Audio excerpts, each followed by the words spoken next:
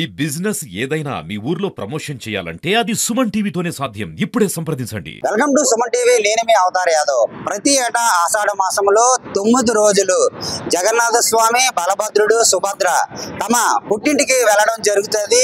అది ఏదైతే నివాసానికైతే 9 రోజులు వెళ్ళి అక్కడ ప్రతి ఒక్క భక్తుడికి దర్శనం ఇస్తారు. దీనికి ముఖ్య కారణం ఏదైతే ఉందో, జగన్నాథ స్వామి ఆలయానికి హిందువులకు మాత్రమే ప్రవేశం ఉంటుంది, హిందువుల వారికి దర్శనం కూడా ఉంటుంది.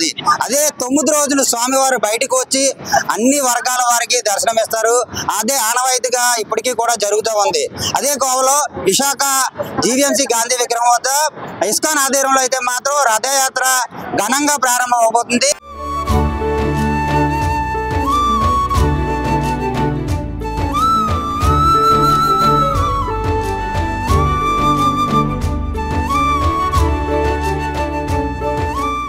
మనతో పాటు ఇస్కాన్ నిర్వాహకులు ఉన్నారు, ఆల్రెడీ తెలుసుకుందాం. సార్ నమస్తే సార్. ఈ రోజు రథయాత్ర ఇక్కడి నుంచి మొదలై ఎక్కడి వరకు వెళ్తారు సార్? ఈ రోజు ఇస్కాన్ రథయాత్ర పూరి మాదిరిగానే 3 రథాలతో జగన్నాథ్, బలభద్ర, సుభద్ర దేవితో మొదలుకొని ఇక్కడ జీవీఎంసీ గాంధీ పార్క్ నుంచి మొదలుకొని ఎల్ఐసి బిల్డింగ్, డాబా garden, Jagadamba junction, green park మీదుగా గురజాడ కళాక్షేత్రం వరకు రథయాత్ర జరుగుతుంది. ఈ రథయాత్రలో పాల్గొనడానికి మన విశాఖపట్నమే కాకుండా తదితర ప్రాంతాల నుంచి కూడా ఎంతోమంది భక్తులు తరలి వచ్చారు. దీని యొక్క ప్రత్యేకత ఏంటంటే, జగన్నాథుడు సంవత్సరం పొడిగినా పూర్తిగా గుడిలోనే ఉండి భక్తులకు దర్శనం ఇస్తారు. ఎవరైతే ఈరోజు దర్శించుకోలేరో వాళ్ళ కోసం ప్రత్యేకించి జగన్నాథుడు ఎంతో కృపతోటి ప్రతి ఒక్క భక్తుడికి అంటే కుల మత భేదాలకి ఏమాత్రం ఈ వివక్ష లేకుండా అందరికీ కూడా తన యొక్క కృపను ప్రసాదిస్తారు.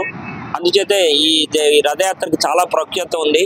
మా ప్రభుపాదుల వారు, ఇస్కాన్ ఫౌండర్ ఆచార్య, ప్రపంచవ్యాప్తంగా ఈ జగన్నాథ్ రథయాత్రని అన్ని పట్టణాల్లోని నిర్వహిస్తున్నారు. అదే భాగంగా మా ఇస్కాన్ ఇక్కడ విశాఖపట్నం కూడా మేము రథయాత్రని చేస్తున్నాం. ఈ రథయాత్రలో ఎంతమంది పాల్గొనే అవకాశం ఉందంటారు? రమారమి మేము 5,000 మంది భక్తుల వరకు ఈ రథయాత్రలో పాల్గొంటారని మేము అంచనా వేస్తున్నాం. దానికి తగ్గట్టుగా మేము ప్రసాదాలు కూడా అక్కడ గురజాడ కళాక్షేత్రంలో మేము ఏర్పాటు చేస్తున్నాం. అదేవిధంగా ప్రత్యేకించి కోలాటానికి ఒక 500 మంది భక్తులు కోలాటానికి శ్రీవారి సేవ నుంచి వస్తున్నారు.